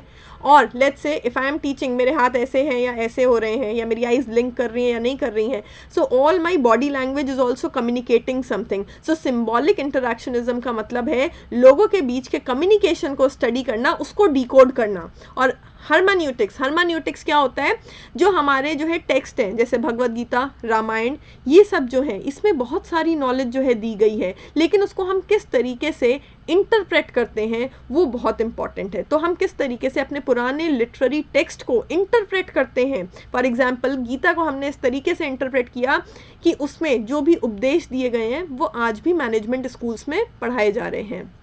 सो दैट इज़ हर्मान्यूटिक्स। आप कैसे अपनी लिटरेरी टेक्स्ट को डिकोड करते हैं, कैसे उसको स्टडी करते हैं, कैसे उससे मीनिंग इंटरप्रेट करते हैं। क्रिटिकल इंक्वायरी, वापस से मैं समझा दूँ, क्रिटिकल इंक्वायरी चीज़ों में रिफॉर्म लाने के लिए, तो आप उसमें करंट चीज़ें जो चल रही होती हैं उसके नेगेटिव एस्पेक्ट ढूंढते हैं ताकि आप नई चीज़ें इस्टेब्लिश कर सकें। फेमिनिज्म, अगेन फेमिनिज्म, जहाँ जेंडर वाइज डिस्क्रिमिनेशन होता है जिस सोसाइटी में, उस सोसाइटी में उस डिस्क्रिमिनेशन को ख़त्म करने के लिए हम रिसर्च कर रहे हैं ताकि हम माइनॉरिटी ग्रुप को उसके अधिकार दिला सकें। सो बेसिकली हमारी जो अप्रोच है यहाँ पर, जो हमारा थ्योरेटिकल पर्सपेक्टिव है वो किस तरीके का रहेगा, इंटरप्रिटेशंस पर बेस्ड रहेगा। इंटरप्रिटेशन लोगों के बातचीत करने की, इंटरप्रिटेशन लोगों के एक्सपीरियंस की, इंटरप्रिटेशन जेंडर के आधार पर जो भेदभाव होता है इसकी, इंटरप्रिटेशन जो पुराने लिटरेरी टेक्स्ट हैं उनकी इंटरप्रिटेशन, समाज में चलती हुई करंट जो रीति रिवाज है उनका इंटरप्रिटेशन, हर चीज़ का सही इंटरप्रिटेशन, वो हमारा थ्योरेटिकल पर्सपेक्टिव है। तो हमें करना क्या है इस रिसर्च में, इंटरप्रिटेशन सही करना है। मेथडोलॉजी, ये सारी की सारी जो लिखी है ये मैंने आपको पढ़ाई है क्वालिटेटिव रिसर्च डिज़ाइन में, अगर याद हो तो। सो एथनोग्राफी, जिसमें हम लोगों के कल्चर को स्टडी करते हैं, मैं ब्रीफ में बताती जाऊंगी दोबारा, बट मैं पूरा डिटेल में नहीं बताऊंगी, वो मैंने पढ़ाया हुआ है क्वालिटेटिव रिसर्च डिज़ाइन में। सो एथनोग्राफी लोगों के कल्चर को स्टडी करेंगे। ग्राउंडेड थ्योरी में हम नई थ्योरी, हमारा फोकस होता है कि हम इस तरीके से स्टडी करें कि हम एक नई थ्योरी फॉर्म कर सकें। फेनोमेनोलॉजिकल, लोगों के एक्सपीरियंसेस की स्टडी। ह्यूरिस्टिक इंक्वायरी, जहाँ पे हम लोगों को क्यूरियस बनाने की कोशिश करते हैं, नए नए तथ्यों को जानने की कोशिश करते हैं। एक्शन रिसर्च, इमीडिएटली किसी चीज़ का सॉल्यूशन फाइंड आउट करने की कोशिश करते हैं। डिस्कोर्स एनालिसिस, लोगों के कम्युनिकेशन को स्टडी करने की कोशिश करते हैं। फेमिनिस्ट, जेंडर के आधार पर जो डिस्क्रिमिनेशन होता है उसको स्टडी करने की कोशिश करते हैं। Stand point research, stand point का मतलब क्या होता है कि समाज में कोई प्रॉब्लम है, वो प्रॉब्लम है वो रहेगी, चाहे पॉलिसी मेकर को वो दिखे या नहीं दिखे। ये मैं एग्जांपल दे रही हूँ। लेट्स से गवर्नमेंट ने कोई पर्टिकुलर टॉपिक छोड़ दिया, उसके ऊपर पॉलिसी नहीं बनाई क्योंकि गवर्नमेंट के नोटिस में वो चीज़ नहीं आई, तो इसका मतलब क्या है कि वो प्रॉब्लम एग्जिस्ट ही नहीं करती है। गलत, वो प्रॉब्लम तो एग्जिस्ट करती है ना, भले ही जो पॉलिसी मेकर था उसकी नज़रों में या नोटिस में वो प्रॉब्लम आई नहीं। इसे कहते हैं स्टैंड पॉइंट रिसर्च। ऐसे इश्यूज़ के ऊपर रिसर्च करना जो थोड़े निगलेक्टेड हैं और ये मानना कि प्रॉब्लम है तो है, जस्ट बिकॉज आप उसको इग्नोर कर रहे हैं, सोसाइटी उसको जो है एम्फेसाइज नहीं कर रही है, पॉलिसी मेकर्स उसके ऊपर पॉलिसी नहीं बना रहे हैं, डजेंट मैटर कि वो प्रॉब्लम है ही नहीं, प्रॉब्लम तो है, स्टैंड पॉइंट है। तो ऐसे इश्यूज़ के ऊपर रिसर्च करना जो इग्नोर्ड है। मेथड हमारा देखिए क्या होगा, वही क्वालिटेटिव इंटरव्यू। क्वालिटेटिव इंटरव्यू होगा अनस्ट्रक्चर्ड, जिसमें हम क्वेश्चंस फिक्स करके नहीं लेके जाएंगे, हम सामने वाले से प्रॉपर डिस्कशन करेंगे, उसकी बातें सुनेंगे, उसके अकॉर्डिंग हम नेक्स्ट क्वेश्चन वहीं बैठे बैठे फ्रेम करेंगे। लोगों को ऑब्जर्व करना, ठीक है, पार्टिसिपेंट नॉन पार्टिसिपेंट उनके बीच में रह के परफॉर्म करके देखना, या हो सकता है सिर्फ और सिर्फ खड़े होकर ऑब्जर्व करना, हमने पार्टिसिपेट नहीं किया। केस स्टडीज़ करना, लोगों की लाइफ हिस्ट्री को पढ़ना, नैरेटिव, लोगों से स्टोरी सुनना उनके एक्सपीरियंस के बारे में, और थीम आइडेंटिफिकेशन, जो पैटर्न्स होते हैं लोगों की लाइफ के उनको भी स्टडी किया जा सकता है। सो बेसिकली इंटरप्रेटिव अप्रोच में सब कुछ सब्जेक्टिव होने वाला है, और हमारा जो पूरा का पूरा फोकस रहेगा वो हमने जो भी क्वालिटेटिव रिसर्च डिज़ाइंस पढ़े थे उन्हीं तरीक़ों से हम रिसर्च कर सकते हैं, क्योंकि हमारे पास न्यूमेरिकल डाटा यहाँ नहीं है। और जब डाटा क्वालिटेटिव हो तो हर एक रिसर्चर जो है अगर सेम सिचुएशन को भी स्टडी करेगा या सेम एक्सपीरियंस को भी स्टडी करेगा तो भी अलग अलग इंटरप्रिटेशंस दे सकता है, कंक्लूजन फिक्स्ड नहीं होगा। Moving on to next one, next we have is pragmatism. pragmatism, practicality, situation के अकॉर्डिंग जो रियलिटी है उसकी जो डेफिनेशन है मेरे दिमाग में बदल जाएगी, मेरी नॉलेज चेंज हो जाएगी। So reality is constantly renegotiated, debated, interpreted in the light of its usefulness in new unpredictable situation. मेरी लाइफ में कोई नई सिचुएशन आई, ठीक है, उस सिचुएशन में मैंने जो एक्शन लिया, स्पॉन्टेनियस जो भी एक्शन लिया, उसके अकॉर्डिंग फिर जो है रियलिटी की डेफिनेशन मेरे दिमाग में बदल गई। जैसे मैंने आपको वो वायलेंट होने वाला एग्जाम्पल दिया था कि भाई मेरे सामने ऐसी सिचुएशन आ गई, कोई मुझे मारने आ रहा है तो मैं सेल्फ डिफेंस में उसको मारूंगी, ठीक है। तो यहाँ पर रियलिटी बदल गई। अब मुझे समझ में आया कि कई बार वायलेंट भी होना पड़ सकता है। सो जो रियलिटी है हमारे दिमाग में, जिस चीज़ को हम सच मानते हैं, सिचुएशन के अकॉर्डिंग वो चीज़ें बदलती रहती हैं। बेस्ट मेथड क्या है? बेस्ट मेथड वो है जिससे प्रॉब्लम सॉल्व हो जाए। क्यों? जब नई अनप्रेडिक्टेड सिचुएशंस आती हैं ना, ठीक है, तो इंसान सोर्स ऑफ नॉलेज ढूंढने नहीं बैठता है, उसको उस सिचुएशन में जो सही लगता है ना वो करता है। तो यहाँ पर सबसे इंपॉर्टेंट चीज़ है कि उस सिचुएशन में आप अपनी प्रॉब्लम को तुरंत इफेक्ट के साथ, इमीडिएट इफेक्ट के साथ सॉल्व कर सके। Then pragmatism, research through design. Theoretical approach हमारी क्या रहेगी कि हम एक प्रॉपर रिसर्च डिज़ाइन बनाएं, और जो रिसर्च डिज़ाइन हम बनाएंगे वो ज़्यादातर कैसा होगा, मिक्स्ड मेथड्स वाला, क्योंकि यार सिचुएशन नहीं है, so we do not know कि क्वांटिटेटिव मेथड चलेगा या क्वालिटेटिव चलेगा या दोनों भी चल सकते हैं, ठीक है। हो सकता है इमीडिएट एप्लीकेशन चाहिए है तो हमें एक्शन रिसर्च करनी पड़े, ठीक है। अगर हमारे पास टाइम है तो हम प्रॉपरली डिज़ाइन बना के डिज़ाइन बेस्ड रिसर्च कर सकते हैं। यहाँ पे डिज़ाइन का मतलब है प्रॉपर रिसर्च डिज़ाइन बना के, जिसमें हम क्लियरली स्टेट करें कि हम कैसे सैम्पलिंग टेक्निक यूज़ करेंगे, कैसे डाटा कलेक्ट करेंगे, मतलब प्रॉपर डिज़ाइन बना के।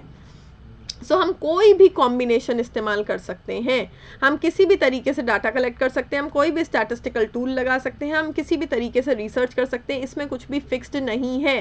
क्यों फिक्स्ड नहीं है? Because it is going to be according to situation. इसमें एक वर्ड लिखा है फिजिकल प्रोटोटाइप। प्रोटोटाइप का मतलब होता है किसी चीज़ का पहले छोटा सा सैंपल बनाना, ठीक है। तो अगर कोई बहुत ही अनप्रेडिक्टेबल सिचुएशन आ जाती है और अगर आप इमीडिएट सॉल्यूशन को प्रैक्टिकली इम्प्लीमेंट करते हैं तो बहुत ज़्यादा जो है आपको लॉस होने का चांस है, तो हमेशा पहले छोटा सैंपल बना के देखा जाता है। ये यूजुअली तब होता है जब हम बात करते हैं ऑर्गेनाइजेशंस की, कॉरपोरेट सेक्टर की, तो वो चीज़ों के यूजुअली पहले प्रोटोटाइप बना के देखते हैं। सब्जेक्टिविज्म, रियलिटी वही है जो इंसान देखता है, जिसको हमने सच मान लिया, हमारा जो व्यू पॉइंट है वो सही है। दुनिया में हर इंसान का पर्सपेक्टिव अलग है एक ही चीज़ को लेके, लेकिन इंसान जो है अपने व्यू पॉइंट को सच मानता है, दूसरे के व्यू पॉइंट को गलत मानता है। दिस इज सब्जेक्टिविटी, ठीक है। सो सारी की सारी नॉलेज कहाँ से आती है? एपिस्टीमोलॉजी क्या है? नॉलेज कहाँ से आती है? Purely a matter of perspective.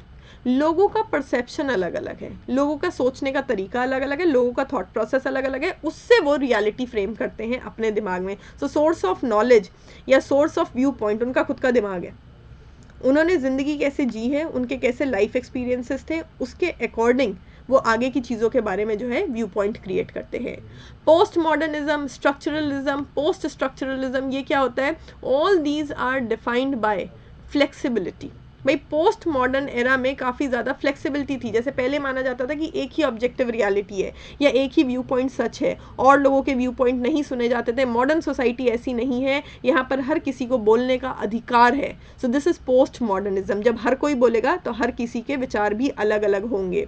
ऐसे ही स्ट्रक्चरलिज्म एंड पोस्ट स्ट्रक्चरलिज्म, चीज़ों को ऑर्गेनाइज तरीके से प्रेजेंट किया जाए, उनके ऊपर रिसर्च करी जाए, लेकिन उसमें भी फ्लेक्सिबिलिटी हो सकती है। हमारी मेथडोलॉजी क्या रहेगी? Discourse theory. Again discourse theory होते हैं लोगों के कम्युनिकेशन को समझना। क्यों? लेट्स से मैं यहाँ पर आपको ये टॉपिक पढ़ा रही हूँ, मैंने बोला ये बहुत ज़्यादा इंपॉर्टेंट नहीं है, तो कुछ बच्चे सोचेंगे फालतू मैडम टाइम वेस्ट कर रही है, पढ़ाई क्यों रही है। कुछ बच्चे सोचेंगे अच्छा है मैम पढ़ा रही है, हमको आगे भी काम आएगा, ये तो एक ऐसा टॉपिक है जो लाइफ टाइम काम आएगा। अब मैं पढ़ा तो सेम चीज़ रही हूँ, फिर भी मैं क्या कम्युनिकेट कर रही हूँ उसके अकॉर्डिंग बच्चे अलग अलग परसेप्शन बना सकते हैं। So this is discourse theory. आप किसी के कम्युनिकेशन को कैसे स्टडी करते हो, उसके अकॉर्डिंग आप उसके बारे में सब्जेक्टिव ओपिनियन बनाते हो। आर्कियोलॉजी, जो हमारी आर्कियोलॉजिकल साइट्स पे हमको पुराने मटेरियल मिलते हैं, उससे हम जो है हिस्ट्री के बारे में नए नए परसेप्शंस बनाते हैं। जीनियोलॉजी, ठीक है। फैमिली लीनिएज क्या है, खानदानी हिस्ट्री क्या है, ठीक है, ये होती है जीनियोलॉजी, खानदानी हिस्ट्री, फैमिली लीनिएज की स्टडी। और डीकॉन्स्ट्रक्शन, कोड ब्रेक करना। क्यों? क्योंकि ये सब वो चीज़ें हैं जहाँ पे आप कहीं ना कहीं हिस्ट्री के बारे में अगर नए फैक्ट्स इस्टेब्लिश कर रहे हैं, तो ऐसे केसेस में हर किसी का व्यू पॉइंट अलग अलग हो सकता है, क्योंकि हिस्ट्री में जो लोग थे वो तो है नहीं सच्चाई बताने के लिए। आपको तो पुरानी आर्कियोलॉजिकल साइट्स पे जो मटेरियल मिल गया उससे आपने अपने अपने परसेप्शन बना लिए। ये है auto ethnography. Ethnography study of culture. Auto ethnography, researcher का खुद का कल्चर बहुत बड़ा इम्पैक्ट डालता है रिसर्च पे। क्यों? जब हम किसी चीज़ के बारे में सोच रहे हैं, नज़रिया बना रहे हैं, ठीक है, तो हमारा खुद का कल्चर या बिलीफ कैसा रहा है उसका इम्पैक्ट पड़ेगा। फॉर एग्जाम्पल, लाइफ में किसी को हमेशा धोखा मिला, तो वो फ्यूचर में कभी किसी से बात करेगा ना तो बहुत सोच समझ के, और विश्वास नहीं करेगा, विश्वास करना छोड़ देगा। क्यों? क्योंकि उसके खुद के लाइफ के एक्सपीरियंसेस ऐसे रहे हैं, उसका खुद का कल्चर ऐसा रहा है जहाँ पे ज़्यादातर उसको फॉल्स लोग मिले हैं। सो ऑटो एथनोग्राफी, रिसर्चर का खुद का कल्चर बहुत इम्पैक्ट डालता है कि वो क्या व्यू पॉइंट बनाता है समाज के बारे में। सीमियोटिक्स, साइंस को किस तरीके से समझता है, लिटरेचर को किस तरीके से समझता है। पास्टेज एंड इंटरटेक्सचुअलिटी, यानी कि जो कंटेंट है, जो टेक्स्ट है, उसके बारे में ओपिनियंस कैसे निकाली जाती हैं। And the last one we have critical. Critical again, जो रियलिटी है, जो चल रहा है, उसको जो है हमें क्या करना है, रिफॉर्म करना है, चेंजेस लाने हैं, क्योंकि मे भी कुछ फ्लॉज है करंट रियलिटी में। तो जो भी सोशली कंस्ट्रक्टेड एंटिटी है, they are under constant internal influence, वो कॉन्स्टेंट इन्फ्लुएंस में रहती है। लोग अपने अधिकार के लिए आवाज़ उठाते हैं और बदलाव चाहते हैं, बदलने की कोशिश करते हैं। सोर्स ऑफ नॉलेज क्या होगा यहाँ पर, it would be defined by power relations. भाई पुराने ज़माने में आप देखिए तो औरतें कुछ बोलती नहीं थी, वुमेन को जो अधिकार दे दिए गए चुपचाप एक्सेप्ट कर लिए, बल्कि कोई अधिकार हुआ ही नहीं करते थे एक टाइम पे वुमेन के, ठीक है। तो तब उनके पास इतना पावर नहीं था, but nowadays women are independent, they are working, नहीं चाहिए कोई और इंसान मदद के लिए या जीने के लिए। सो अब जो है पावर इक्वेशन जो है वो बैलेंस हो रही है, तो इसीलिए उनकी आवाज़ सुनी जा रही है। मार्क्सिज्म, क्वीर थ्योरी और फेमिनिज्म, ये क्या है? कार्ल मार्क्स का नाम आप लोगों ने सुना होगा। सो ये थ्योरेटिकल पर्सपेक्टिव है। सो कार्ल मार्क्स की थ्योरी ये थी कि भाई कैपिटलिज्म को अगर चेंज करना है, भाई कैपिटलिज्म में क्या है, पैसे वाले लोग हैं, और पैसे वाले लोग जो है वो फैक्ट्रीज इस्टेब्लिश करके लेबर का एक्सप्लॉयटेशन करते हैं, उनको कम तनख्वाह देते हैं, काम ज़्यादा कराते हैं। सो अगर हमें कैपिटलिस्ट सिस्टम को रिफॉर्म करना है तो लेबर को अपनी आवाज़ उठानी पड़ेगी। ऐसे ही क्वियर थ्योरी और फेमिनिज्म में है, भाई जेंडर के बेसिस पे अगर डिस्क्रिमिनेशन हो रहा है या माइनॉरिटी ग्रुप्स के साथ डिस्क्रिमिनेशन चल रहा है तो उनको अपने अधिकार के लिए आवाज़ उठानी पड़ेगी।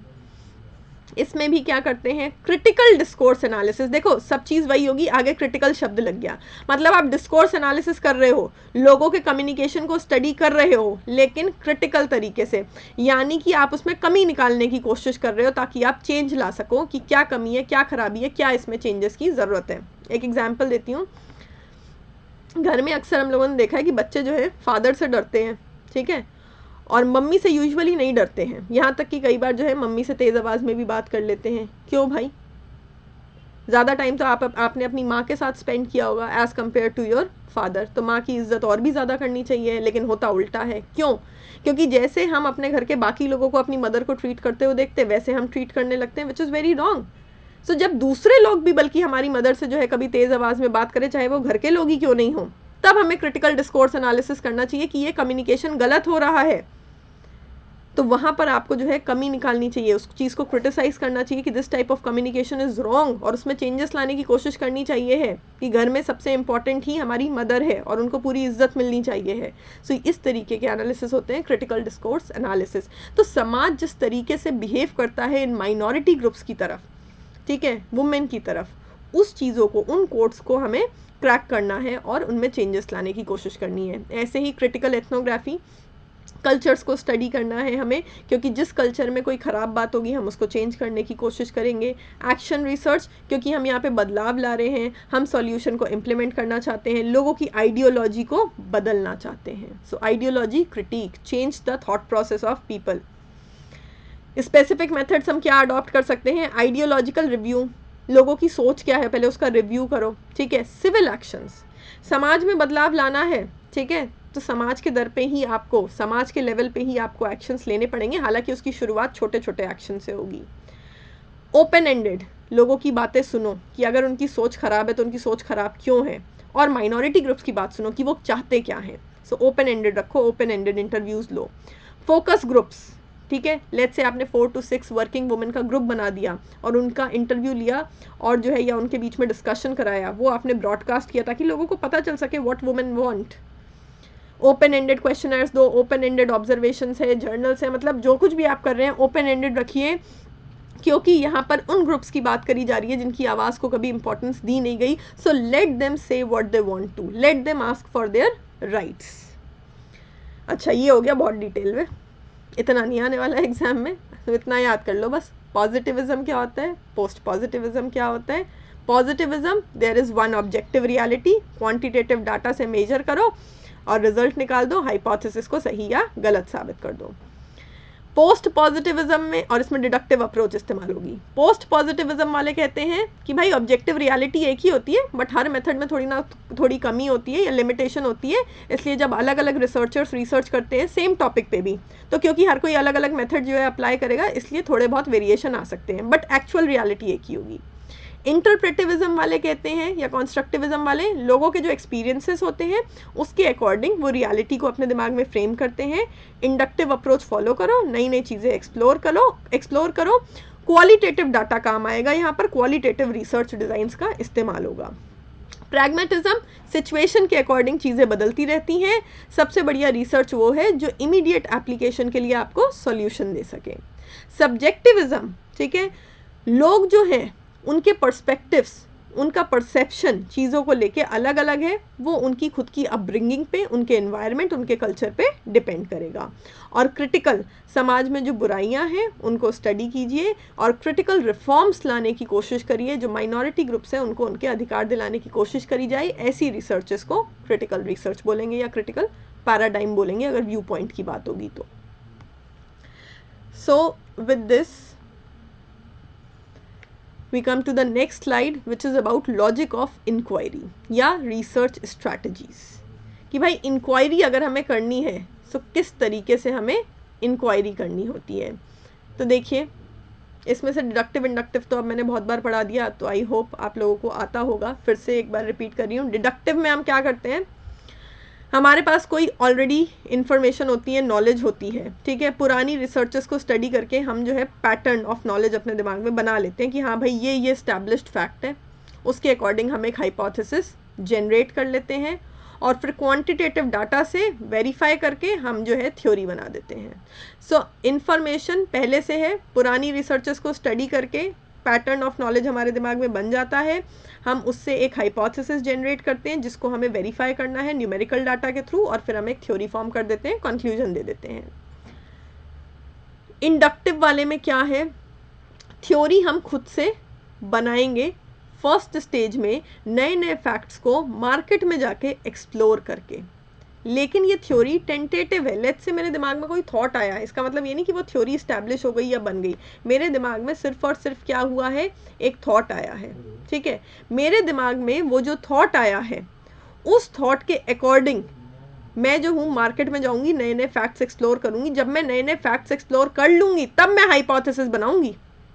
इसमें आपको स्टार्टिंग में भी मार्केट में जाना है, ठीक है। तब मैंने अपना हाइपोथेसिस बनाया, फिर मैंने ऑब्जर्व किया, फिर कंफर्मेशन दी। यहाँ पर जो है क्वांटिटेटिव डाटा मिलने के चांसेस थोड़े से कम भी हो सकते हैं। क्वालिटेटिव डाटा में या क्वालिटेटिव रिसर्च में ज़्यादातर इंडक्टिव मेथड का इस्तेमाल होता है। सो बेसिकली अगर मैं सीधी सीधी भाषा में बोलूँ, डिडक्टिव वाले में पुरानी इन्फॉर्मेशन, पुरानी रिसर्चेस के आधार पर आप अपना हाइपोथेसिस बना लेते हैं और उसको क्वांटिटेटिव डाटा कलेक्ट करके टेस्ट करते हैं, थ्योरी बना देते हैं। इंडक्टिव वाले में आपके दिमाग में जो भी थॉट आया है, जिसके बेसिस पे आप थ्योरी बनाना चाहते हैं, अभी आपने थ्योरी बनाई नहीं, ये मत सोच लेना पहले स्टेप में थ्योरी बन गई, ठीक है। आप जो है मार्केट में जाके उससे रिलेटेड नए नए फैक्ट्स को एक्सप्लोर करेंगे, उसके बाद आप अपना हाइपोथेसिस बनाएंगे। डिडक्टिव वाले में पुरानी इन्फॉर्मेशन के आधार पर हाइपोथेसिस बन रहा था। इंडक्टिव वाले में आप मार्केट में खुद जाके नई थ्योरी, नए फैक्ट्स को स्टडी करने की कोशिश करेंगे, फिर हाइपोथेसिस बनाएंगे, फिर एक बार ऑब्जर्व करके कंफर्म करेंगे। यहाँ पे ऑब्जर्वेशन इसलिए लिखा है क्योंकि ज़्यादातर क्वालिटेटिव डाटा में ऐसा होता है, क्वालिटेटिव डाटा को आप ऑब्जर्व भी कर सकते हैं, ठीक है, न्यूमेरिकली डाटा कलेक्ट नहीं कर सकते। सो ऑब्जर्व करके फिर आप कंफर्म करेंगे कि जो थ्योरी और हाइपोथेसिस आपने मार्केट में नए फैक्ट्स को एक्सप्लोर करके बनाया था, वो थ्योरी, वो हाइपोथेसिस सही साबित हो रहा है या नहीं। बट सबसे बड़ा फ़र्क ये है कि इंडक्टिव वाले में जो हाइपोथेसिस, जो ये थ्योरी, ये दोनों चीज़ें जो डेवलप होंगी, ये मार्केट में जाके नए नए फैक्ट्स को एक्सप्लोर करके डेवलप होंगी, पुरानी रिसर्चेस को स्टडी करके नहीं। Then we have two more terms, retroduction and abduction. So retroduction का मैं आपको बताऊं, retroduction is related to assumptions. पहले एक एग्जाम्पल सुनो। हमने लॉ ऑफ डिमांड पढ़ा इकोनॉमिक्स में कि भाई प्राइस और डिमांड में इन्वर्स रिलेशन है, बट हम साथ में अजम्पशंस पढ़ते हैं। साथ में लिखा जाता है ceteris paribus, all other factors remaining constant, कि भाई इस बंदे की इनकम चेंज नहीं होनी चाहिए है, और जितने भी फैक्टर्स हैं वो सारे चेंज नहीं होंगे। अगर ये अजम्पशन हटा दिया जाए तो मेरा लॉ ऑफ डिमांड सही साबित नहीं होगा। कोई भी थ्योरी जब हम पढ़ते हैं तो वो जिन अजम्पशंस के साथ पढ़ते हैं, उस अजम्पशन पे थ्योरी बेस्ड है। अजम्पशन हटा दो, थ्योरी फेल हो जाएगी। तो ये जो रेट्रोडक्शन है, इसमें हम क्या करते हैं, aim to discover underlying mechanism in particular context, explain observed regularities. मतलब रेगुलरिटीज जो ट्रेंड मार्केट में बना हुआ है या जो थ्योरीज बनी हुई है, हमें उनके पीछे का अंडरलाइंग मैकेनिज्म डिकोड करना है। थ्योरी के बारे में बात नहीं हो रही है, थ्योरी किस अजम्पशन पर बेस्ड है, उन अजम्पशंस की बात हो रही है। समझ गए। सो रेट्रोडक्शन में we go behind the theory कि वो थ्योरी किस अजम्पशंस पर बेस्ड है। अगर उसको हटा दिया जाए तो क्या थ्योरी सही साबित होगी या फेल हो जाएगी, यूजुअली फेल हो जाती है अजम्पशन के बिना थ्योरी। तो इसमें जो हाइपोथेसिस होगा वो डिडक्शन और इंडक्शन दोनों मेथड्स को यूज करके जो है टेस्ट किया जाता है। सेकेंड स्टेज ऑफ इंक्वायरी में हम लोग क्या करते हैं, हाइपोथेसिस से कॉन्सिक्वेंसेस बना लेते हैं, फ्रेम कर लेते हैं, और थर्ड स्टेज में कॉन्सिक्वेंसेस को टेस्ट करते हैं बाय मीन्स ऑफ इंडक्शन। इसमें 3 स्टेजेस होती हैं। सबसे पहले तो हम हाइपोथेसिस देखते हैं क्या है, या थ्योरी देखते हैं क्या बनी हुई है, ठीक है। सेकेंड स्टेज में हम क्या करते हैं, उस हाइपोथेसिस से मीनिंग निकालते हैं, उस थ्योरी का मीनिंग निकालेंगे, या जो लॉ, प्रिंसिपल, कंसेप्ट जो भी बना हुआ है उसका मीनिंग निकालने की, समझने की कोशिश करेंगे। Consequences are deducted. फिर फाइनल थर्ड स्टेज में हम इंडक्शन वाले काम करेंगे, यानी कि हम मार्केट में जाके एक्सप्लोर करेंगे कि ये थ्योरी एक्चुअल में वर्क कर रही है या नहीं कर रही है। इस हाइपोथेसिस से, इस थ्योरी से जो कंक्लूजन्स निकल के आ रहे हैं वो मार्केट में आज भी वैलिड है या नहीं है। और मार्केट में किसी भी चीज़ की वैलिडिटी को चेक करने के लिए अजम्पशन देखना बहुत ज़रूरी है, क्योंकि अगर आप अजम्पशंस जो हैं वो हटा देते हैं और कंप्लीटली रियल लाइफ सेटिंग में अगर आप थ्योरीज को चेक करेंगे तो बहुत बड़े चांसेस होते हैं कि वो फेल हो जाए। सो अजम्पशंस एक्सप्लोर करना ये मेन ऑब्जेक्टिव है रेट्रोडक्शन का। And the last one we have is abduction. Abduction को हम इंटरप्रेटिविज्म भी बोलते हैं। That human behaviour depends on how individuals interpret the conditions, ठीक है। सो बेसिकली एबडक्शन ये कहता है कि भाई समाज में सब लोग क्या है, सोशल एक्टर्स हैं, ठीक है। This is a social word and we all are social actors, ठीक है। और समाज को लेके, उसके बिहेवियर, उसके थॉट प्रोसेस, उसके नॉर्म्स को लेके हमारी जो अंडरस्टैंडिंग है वो हमारे एक्सपीरियंस, हमारे इंटरप्रिटेशंस के अकॉर्डिंग है। So it is completely subjective. So abduction ये कहता है कि लोग जो हैं किसी भी चीज़ के बारे में जो राय बनाते हैं वो उनके खुद के पर्सपेक्टिव, उनके खुद के परसेप्शन के अकॉर्डिंग बनाते हैं। उनके इंटरप्रिटेशंस जो हैं वो वेरी करेंगे डिपेंडिंग ऑन कि उनका थॉट प्रोसेस कैसा है, उनका कल्चर, उनकी अपब्रिंगिंग कैसी है। सो एबडक्शन बेसिकली बस इतना कहता है कि जो ह्यूमन बिहेवियर है, कोई भी इंसान किस तरीके से रिएक्ट करता है किसी भी सिचुएशन में या कैसा एक्शन लेता है, वो इस बात पर डिपेंड करेगा कि वो क्या मतलब निकाल रहा है उस सिचुएशन से, वो किस तरीके से इंटरप्रेट कर रहा है उस सिचुएशन को। ये लॉजिक ऑफ इंक्वायरी बहुत ज़्यादा इंपॉर्टेंट तो नहीं है, बट फिर भी हो सकता है ऑप्शन में ये 4 शब्द कभी देखने को मिल जाए, डिडक्टिव, इंडक्टिव, रेट्रोडक्शन, एबडक्शन। तो मैं दोबारा से वापस से एक एक शब्द में एक्सप्लेन कर रही हूँ, be clear about it. Deduction में पुरानी थ्योरीज के बेसिस पे हाइपोथेसिस बनाते हैं, मार्केट में जाके क्वांटिटेटिव डाटा कलेक्ट करके उसको टेस्ट करते हैं, ठीक। इंडक्टिव में मार्केट में जाके नए फैक्ट्स को एक्सप्लोर करते हैं, उसके बेसिस पे थ्योरी और हाइपोथेसिस बनाते हैं, फिर उसको जो है एक बार हम ऑब्जर्व कर लेते हैं ताकि हम कंफर्म कर सकें कि हाँ भाई मार्केट में जो फैक्ट्स एक्सप्लोर करके हमने थ्योरी या हाइपोथेसिस बनाया है वो किस हद तक सही है, एक्यूरेट है। रेट्रोडक्शन में थ्योरीज के पीछे के जो अजम्पशंस हैं हम उनको टेस्ट करने की कोशिश करते हैं। और एबडक्शन में हम ये कहते हैं कि कोई भी व्यक्ति किस तरीके से बिहेव करता है, that completely depends on his और हर इंटरप्रिटेशन। वो किस तरीके से सिचुएशन को इंटरप्रेट कर रहा है, उसके अकॉर्डिंग वो जो है एक्शन लेगा या एक पर्टिकुलर बिहेवियर शो करेगा। ये बात एक रिसर्चर पर भी अप्लाई होती है, और जब वो ह्यूमन बींग्स के ऊपर रिसर्च करता है तो उनके ऊपर भी ये बात अप्लाई होती है। सो इसी के साथ this lecture is over. Thank you.